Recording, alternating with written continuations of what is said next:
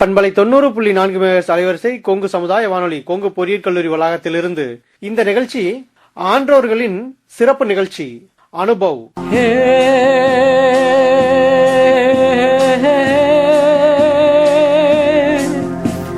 வாருங்கள் வாருங்கள் தோழர்களே, எங்கள் முதிய தலைமுறையின் புதிய இளைஞர்களே, நமக்கென ஒரு உலகம், நமக்கென ஒரு வாழ்க்கை, வயது கூட வெறும் எந்தா, இங்கு வாழ்க்கையே ஜாலி வந்தா. வாருங்கள் வாருங்கள் தோழர்களே, எங்கள் முதிய தலைமுறையின் புதிய இளைஞர்களே, 25 செய்தோம் புரட்சி, 65 எதற்கு அயற்சி, எழுச்சியோடு ஓடி வாங்க, ஆடலாம் பாடலாம், நம் தனித்திறனை காட்டலாம், பாடல் பாடி மகிழ்ச்சியோடு தலையாட்டலாம். அறிவியல் அறிந்து கொள்வோம், வானியல் தெரிந்து கொள்வோம், விண்வெளியில் கூட வீடு கட்டி வாழலாம். வாருங்கள் வாருங்கள் வாருங்கள் வாருங்கள் தோழர்களே, எங்கள் முதிய தலைமுறையின் புதிய இளைஞர்களே. இந்திய அரசாங்கத்தின் அறிவியல் மற்றும் தொழில்நுட்பத்துறை டிபார்ட்மெண்ட் ஆஃப் சயின்ஸ் அண்ட் டெக்னாலஜியால் நிறுவப்பட்டுள்ள விக்ஞான் பிரசார் மற்றும் காரைக்குடி அழகப்பா பல்கலைக்கழகம் இணைந்து வழங்கும் 60 வயதுக்கும் மேற்பட்ட ஆண்டோர்களை உள்ளிணைக்கும் புதுமையானதொரு சமுதாய வானொலி நிகழ்ச்சி அனுபவ்.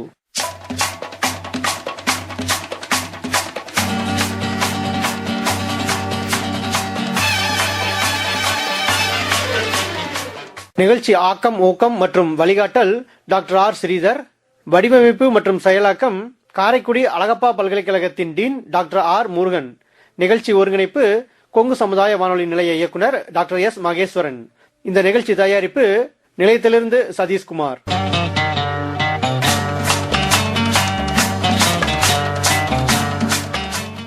இந்த அனுபவ நிகழ்ச்சியின் மூலம் அறிவியல் துறையில் சாதனை படைத்த ஆண்டோர்களின் அனுபவங்கள் மற்றும் அறிவியல் துறையில் கைதேர்ந்த வல்லுநர்களின் அறிவு மற்றும் பொது அறிவுகளை இந்த கொங்கு மண்டலத்தில் வாழும் மூத்த குடிமக்களுடன் பகிர்ந்து கொள்ளும் முயற்சியே இந்த நிகழ்ச்சி. அந்த வகையில் இன்றைய நமது அனுபவ் நிகழ்ச்சியில் இந்த வாரம் ஒளிபரப்பான நமது அனுபவ் நிகழ்ச்சியின் கருத்துக்களை நேயர்களிடம் கேட்டு தெரிந்து கொள்ளலாம். அந்த வகையில் தனது கருத்துக்களை பதிய வந்துள்ளார் அனுமன்பள்ளி சின்னத்தொட்டிப்பாளையம் பகுதியைச் சேர்ந்த திருமதி சௌந்தர்யா அவர்கள். அவருடைய கருத்தினை இப்பொழுது நாம் கேட்போம்.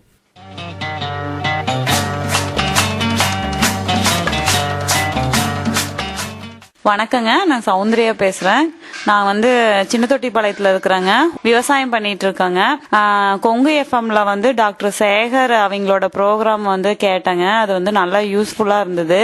எங்க வீட்லயே பாத்தீங்கன்னா வயசானவங்க எல்லாம் இருக்கிறாங்க. கால்வலின்ட்டே இருக்காங்க. எதனாலேன்னு தெரியாம இருந்தது. சார் சொல்லியிருந்தாரு, வீட்டுக்குள்ளேயே முடங்கி இருக்காம கொஞ்சம் வெயிலுக்கு விட்டமின் டி அது தோலுக்கு இருக்கணும் அது அப்படின்ற மாதிரி சொல்லியிருந்தாங்க. அதெல்லாம் கொஞ்சம் யூஸ்ஃபுல்லா இருந்தது. அப்புறம் தோல் சம்பந்தப்பட்ட பிரச்சனையை பத்தி சொல்லியிருந்தாங்க. அது வயசாகி சுருக்கம் ஏற்பட்டாதான் குடல் இறக்கம் வந்துடும் அந்த மாதிரி எல்லாம் சொன்னாங்க. அது எதனால குடல் இறக்கம் வருதுன்னே தெரியாம இருந்தது. அது நல்லா பயனுள்ளதா இருந்ததுங்க. வயதானவர்களுக்கு கைகால் நடக்கத்தை பத்தி சொல்லியிருந்தீங்க சார். அது நல்லா யூஸ்ஃபுல்லா இருந்ததுங்க. என்னன்னு பாத்தீங்கன்னா, எதனால இப்படி நடுங்குதுன்னு தெரியாம இருந்தது. அது நரம்பு தளர்ச்சி. அதை உடனே ட்ரீட்மெண்ட் பண்ணி சரி பண்ணிடணும்னு சொல்லியிருந்தீங்க. அது நல்லா பயனுள்ளதா இருந்தது. அப்புறம் கொங்கு எஃப்எம்ல கும்மிப்பாட்டி பத்தி வந்திருந்ததுங்க. அது கலாச்சாரம் மறைஞ்சே போயிருமாட்டிருக்குதுங்க. அடுத்த ஜெனரேஷனுக்கு அது தெரியாமையே போயிரும். ஆனா இப்ப பாத்தீங்கன்னா நிலாசோறு அப்படி இப்படின்னு எல்லாம் கொண்டு அதை மறுபடியும் அதை புத்துணர்ச்சி கொடுக்குறாங்க. அந்த கும்மிப்பாட்டுக்கு நல்ல ஒரு இது கிடைக்குதுங்க. இப்ப அதை பத்தி நல்லா தெரிஞ்சுக்கிறாங்க குட்டீஸ் எல்லாம். கையில வந்து அடிக்கிறங்காட்டி அது ஒரு எக்ஸசைஸ். அப்புறம் இப்படியே ஸ்கூலுக்கு போயிட்டு திரும்ப வீட்டுக்கு வரப்ப ஒன்றும் இல்லாத மாதிரி ஆயிருது. இது இப்படி கும்மி அடிக்கிறப்ப இது ஒரு ஒரு நைட் ஆனா இந்த ஃபங்க்ஷன் வருது அப்படின்ற மாதிரி எல்லாம் குட்டீஸ் எல்லாம் ஜாலியா இருந்தாங்க, சந்தோஷமா இருந்ததுங்க. அப்புறம் அந்த கும்மி பாட்டை வந்து எங்களுக்கு எப்படி எங்கிருந்து எடுக்கிறது என்னன்னே தெரியாம இருந்ததுங்க. கொங்கு எஃப்எம்ல வந்து அதை பத்தி போட்டப்ப அதுல இருந்து எடுத்து நாங்க கும்மி அடிச்சுக்கிட்டோங்க. இனி எங்க ஊர்லயும் இந்த மாதிரி எல்லாம் நடக்குங்க, நடக்கிறதுக்கு நாங்க ஏற்பாடு செய்யறோங்க. அது வந்து யூஸ்ஃபுல்லா இருந்ததுங்க. நன்றிங்க.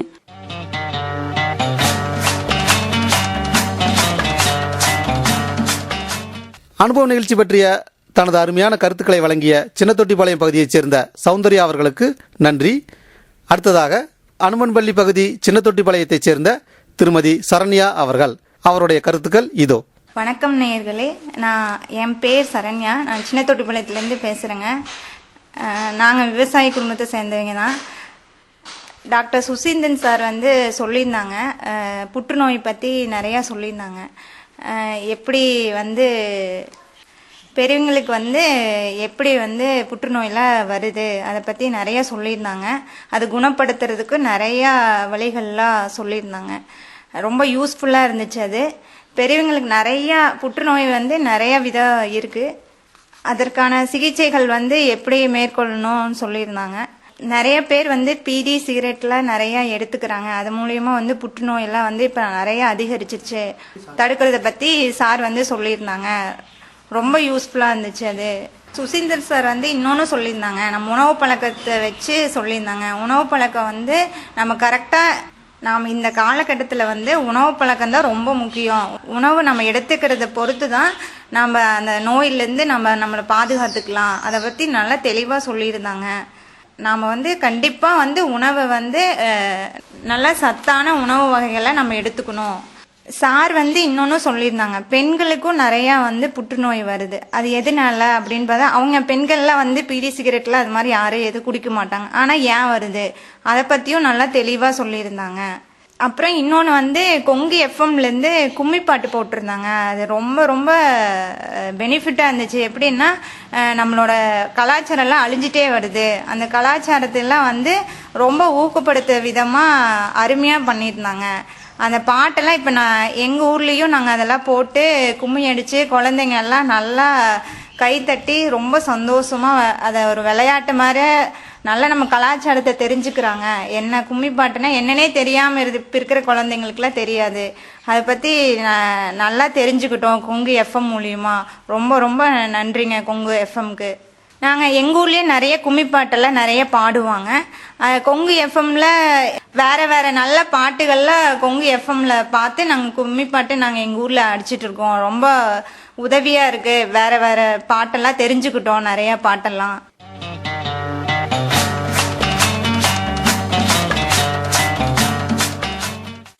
அனுபவ நிகழ்ச்சி பற்றிய சிறப்பான கருத்துக்களை வழங்கிய சின்னத்தொட்டிப்பாளையம் பகுதியைச் சேர்ந்த திருமதி சரண்யா அவர்களுக்கு நன்றி. அடுத்ததாக நம்முடைய அனுபவ நிகழ்ச்சி பற்றிய தனது கருத்துக்களை பகிர்ந்து கொள்பவர் பெருந்துறை அருகே உள்ள சென்னிவலசு பகுதியைச் சேர்ந்த திரு ராஜவேல் அவர்கள். அவருடைய கருத்துக்கள் இதோ. வணக்கம்ங்க, எனது பெயர் ராஜவேலு. நான் பெருந்துறை அருகில் உள்ள சென்னிவலசில் பகுதியில் வசித்து வருகிறேன். கொங்கு எஃப்எம்மில் பெரியவர் பழனிசாமி அவர்கள் பேசுவதை நான் கேட்டேன். தை மாதத்தில் கும்மி அடிப்பது பற்றியும் தேர் செய்து பாட்டு போடுவது பற்றியும் ஐயா அவர்கள் தெளிவாக கூறினார்கள். பெண்கள் கும்மி அடிப்பது பற்றியும் அதிகமான கும்மி பாடல்கள் போட்டி போட்டு பாடுவது பற்றியும் தெளிவாக கூறினார். இதில் பெண்களுக்கான முக்கியத்துவத்தை பற்றி அருமையாகவும் மிக தெளிவாகவும் கூறினார்கள் ஐயா அவர்கள். கோவில் திருவிழா பற்றியும் கோவில் திருவிழாவில் கம்பம் போடுவது எப்படி பற்றியும் தெளிவாக கூறினார். திருவிழாவின் போது நாம் வீட்டில் உண்ணும் உணவு பழக்கவழக்கத்தை பற்றியும் கனக தப்பட்டை பற்றி அருமையாக கூறினார். இதன் வரலாற்றை நான் இதுவரை கேட்டதில்லை. இவர் மூலம் நான் கேட்டு தெரிந்து கொண்டேன். மேலும் இந்த நிகழ்ச்சியில் ஒப்பாரி பாடல் பற்றி ஐயா அவர்கள் தெளிவாக கூறினார்கள். இந்த விழாக்கள் மற்றும் இந்த கலைகள் அனைத்தும் விவசாய சார்ந்த இருப்பதையும் நல்லாவே நான் புரிஞ்சுக்கிட்டேன். நோய்கள் நமக்கு எப்படி உருவாகிறது என்பதை பற்றியும் ஐயா தெளிவாக கூறினார்.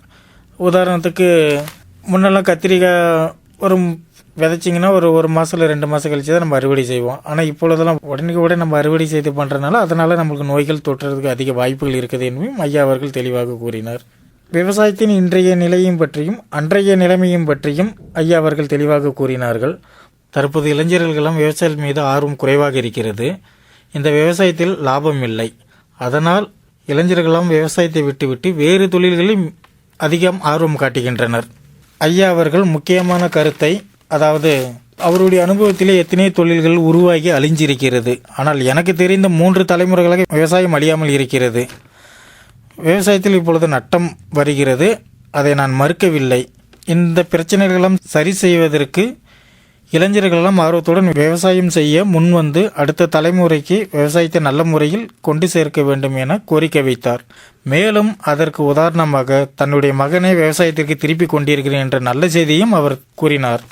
இது போன்ற நல்ல கருத்தைகள் எல்லாம் சிறப்பாக பதிவு செய்து ஒளிபரப்பிய கொங்கு சமுதாய வானொலிக்கு எனது மனமார்ந்த நன்றியை தெரிவித்துக் கொள்கிறேன். வணக்கம். அனுபவ நிகழ்ச்சி பற்றிய பல்வேறு விதமான தனது கருத்துக்களை வழங்கிய சென்னை வலசு பகுதியைச் சேர்ந்த ராஜவேல் அவர்களுக்கு நன்றி. நேயர்களே, நமது வானொலி நேயர்கள் கூறிய கருத்துக்களின் நிகழ்ச்சி வானொலி தொகுப்பை இப்பொழுது நாம் கேட்போம்.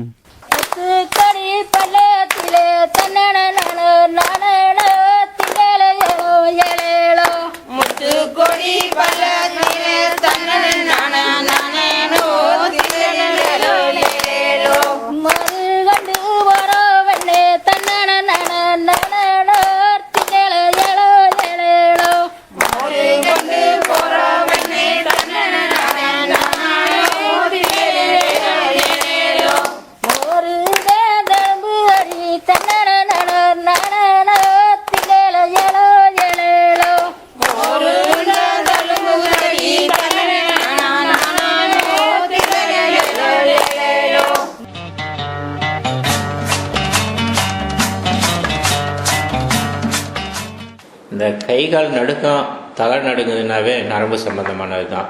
இதில் பார்த்திங்கன்னா 2 விதமாக ஒன்று எடுத்துக்கணும். ஒன்று ஏஜ் ஆகிறனாலன்னு சொல்லிக்கலாம். அது ஏஜ் ஆகும்போது என்னென்னா நரம்புகள் அப்படியே எல்லாம் சுருங்கிட்டே வரும். அதாவது நரம்புனாவோ மூளையே நரம்பு தான். மூளை தான் ரொம்ப ரொம்ப ரொம்ப ரொம்ப முக்கியமான ஒரு பார்ட்டு நம்ம உடம்புல. ஏன்னா ஒவ்வொரு நம்மளுடைய அசைவையும் அதை தான் சரி பண்ணி கொண்டு வரக்கூடிய ஒரு உறுப்பு. அதில் நம்ம பிரெயின் சுருங்கிட்டே வரும்போது நம்ம சிடி ஸ்கேன் பார்த்ததுன்னா அதில் போட்டிருப்பாங்க, நீங்கள் கூட நிறைய பேர் படிச்சிருக்கலாம், ஏஜ் ரிலேட்டட் அட்ரோஃபிக் சேஞ்சஸ் அப்படின்னு போட்டிருப்பாங்க. அப்படின்னா அட்ரோஃபின்னா சுருங்குது அப்படின்னு அர்த்தம். அப்போ அந்த வயதாகும்போது பிரெயின் தன்னால் சுருங்கிட்டே வரும். அதுக்கும் 60 வயசு 70 வயசு ஆச்சுல்ல, அதனால வர பிரச்சனைகள். அது எந்த பகுதியை பாதிச்சிருக்கோ சுருங்குதோ அந்த பகுதிக்கு தகுந்த மாதிரி நமக்கு வெளியில் நமக்கு மாற்றத்தை கொடுக்கும். உதாரணத்துக்கு சிறுமூளை ரொம்ப சுருங்கிடுச்சுன்னு வச்சுக்கோங்க. இவர் சொன்ன மாதிரி தான், நம்ம நண்பர் சொன்ன மாதிரி தலை நடுக்க வரும், கைகால் நடுக்க வரும். நம்ம பார்த்தீங்கன்னா ஏதாவது ஒரு பொருள் எடுத்தோம்னா தண்ணியே குடிக்கிறாங்கன்னா கூட தண்ணி வாயிட்ட கொண்டு போவாங்க, அப்படியே தண்ணி சிந்த ஆரம்பிச்சிடும். நடந்தாங்கனாக்கா ஒரு நேரம் சின்ன ஒரு பகுதியில் நடந்தாங்கன்னு கீழே விழுகிற மாதிரி தள்ளாடிட்டு போவாங்க. இது சிறுமூளை பாதித்தாலும் வரும். அதே மாதிரி மூளையில் ஒரு பகுதி பாதித்ததுன்னா வயதானவர்களுக்கு பார்க்கின்சோனிஸ்னு ஒரு வியாதி இருக்குது, அதனாலே வரலாம். அங்கே அது இல்லாமல் மற்ற நோய் எக்ஸ்ட்ரா பிரமிடல் சிம்டம்ஸ்னு அந்த வியாதிகளாக இருக்குது, அதனாலே வரலாம். அதில் ரொம்ப முக்கியமானது வியாதினால்ங்கிறத விட வயதாகும்போது மூளை சுருங்குவதனால் வரக்கூடியது சிறுமூளையும் பெருமூளையும் 2 நாளையும் நம்ம நடுக்க வரலாம்.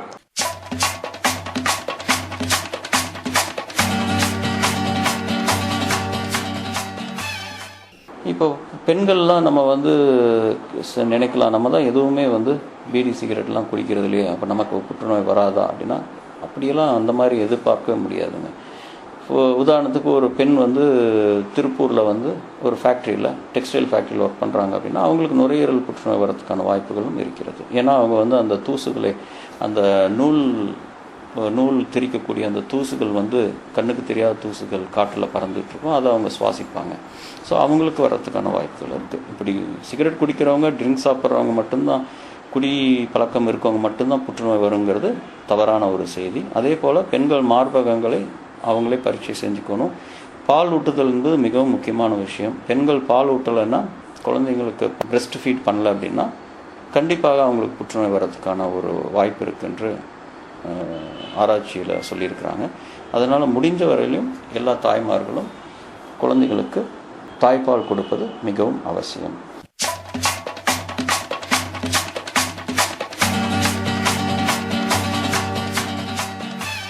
இல்லை, அது கும்மிங்கிறது வந்து முன்னாடி பின்னாடின்னு இல்லை.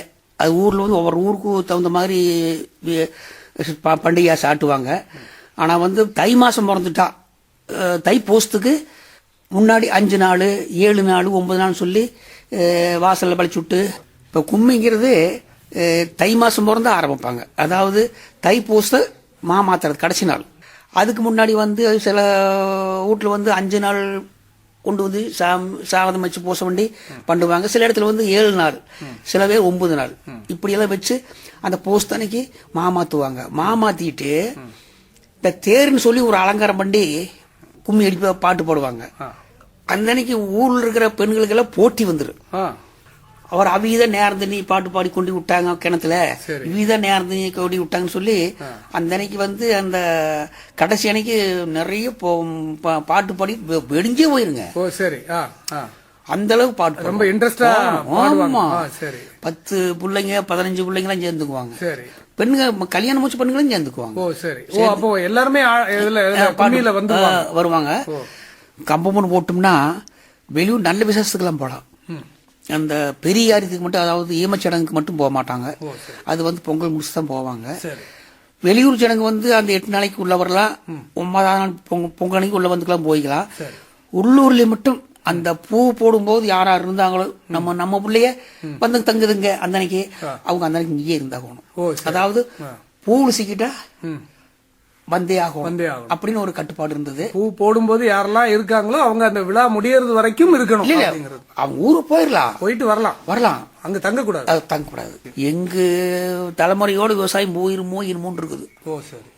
இன்னைக்கு நினைச்சு பார்த்தோம்னா நம்ம தலைக்கட்டோட விவசாயம் முடிஞ்சிரு, நம்ம பையனும் பேரம் பேத்தியெல்லாம் வந்தாங்கன்னா வெளியூர்ல போய் சம்பளம் வாங்கினா குடும்பம் நடத்த முடியும், விவசாயத்தை விட்டுட்டு போனாதான் முடியும் அப்படிங்கிற மாதிரி ஒரு நினைப்பு வந்துருச்சுங்க. அது உண்மை. காட்டு கொடுக்கறவே எல்லா செலவும் பண்ண முடியல. ஏதோ வெளியில போனாக்க தினம் 500 கூலி இருக்குது, உறுதியா இருக்குது. மாசம் 15,000 ரூபா. ஏதோ ஒரு மாசம் போச்சுன்னா கூட ஒரு மாசம் மிச்சமாகி ஏதோ ஒன்று பண்றேன். விவசாயத்தை கொஞ்சம் பாதுகாக்கணும், நட்டமோ லாபமோ எப்படி பண்ணிட்டு இருந்தா தான் நல்லா இருக்கு. ஆனா விவசாயத்தில் இருந்தவங்க வந்து நட்டப்பட்டு இருக்காங்க, யாருமே அழியல. ஆனா வேற வியாபாரம் போக்குவரத்து பண்ணவும் நிறைய பேர் அழிஞ்சிருக்காங்க. ஆனா அதை மனசுல வச்சுக்கிட்டு என்னுடைய மகனை கூட நீ வந்து விவசாயத்தை பாரு எப்படியா நமக்கு அது கை கொடுக்கும்டா அப்படின்னு சொல்லி அவனை வந்து கொஞ்சம் கொஞ்சமா விவசாயத்துக்கு இழுத்துக்கிட்டு இருக்கிறேன். அது ஒரு விவசாயிகளுக்கு ஒரு நம்பிக்கை தர. ஆமா ஆமா ஆமா.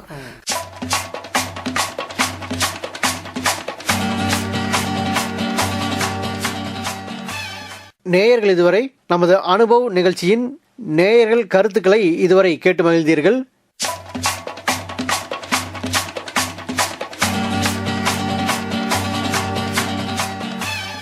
நேயர்களே, இந்த நிகழ்ச்சி இந்திய அரசாங்கத்தின் அறிவியல் மற்றும் தொழில்நுட்பத்துறை, அதாவது டிபார்ட்மெண்ட் ஆஃப் சயின்ஸ் அண்ட் டெக்னாலஜியால் நிறுவப்பட்டுள்ள விஞ்ஞான் பிரசார் மற்றும் காரைக்குடி அழகப்பா பல்கலைக்கழகம் இணைந்து வழங்கும் 60 வயதுக்கும் மேற்பட்ட ஆன்றோர்களை உள்ளிணைக்கும் ஒரு புதுமையான சமுதாய வானொலி நிகழ்ச்சி அனுபவ். நிகழ்ச்சி ஆக்கம், ஊக்கம் மற்றும் வழிகாட்டல் டாக்டர் ஆர் ஸ்ரீதர். வடிவமைப்பு செயலாக்கம் காரைக்குடி அழகப்பா பல்கலைக்கழகத்தின் டீன் டாக்டர் ஆர் முருகன். நிகழ்ச்சி ஒருங்கிணைப்பு கொங்கு சமுதாய வானொலியின் நிலைய இயக்குனர் டாக்டர் எஸ் மகேஸ்வரன். இந்த நிகழ்ச்சி தயாரிப்பு நிலையத்திலிருந்து சதீஷ்குமார். மீண்டும் மற்றொரு நிகழ்ச்சியில் சந்திப்போம். நன்றி நேயர்களே.